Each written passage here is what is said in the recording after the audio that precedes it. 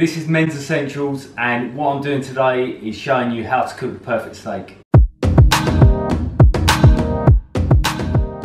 First thing you need to do is pick a pan.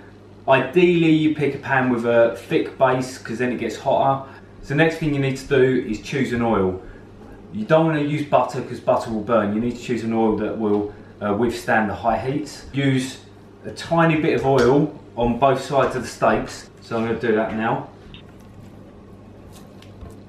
What we need to do next is to season the steaks. I'm just going to use salt and pepper. So some people will put the seasoning directly onto the steaks. What I'm going to do, because the salt will draw out the moisture from the steaks, I'm actually going to put the salt and the pepper onto a plate, and then when the pan is hot enough and ready, then I will dip the steaks into the salt and pepper and then whack them into the pan straight away. So I don't want the salt to be on the steaks for too long. Once you cook your steak, if you want to find out how well it's done, how to tell is by this part of the hand. So if you feel it's quite squidgy, so that's rare, and if you put your fingers like this, that feeling is medium rare, and then that is medium, it's getting tougher, that's medium well, and then that's well done. So the pan's hot enough now, so we're ready to dip the steaks into the pepper and salt, and then we need to go straight onto the pan. Wow, it's a bit smoky in here. Whew. Try not to have any washing out when you do this. 2 minutes is up. We're gonna just turn these over now. Okay, lovely. That's looking good. Both sides are looking very charred. So let's get those off the heat before they get too well done.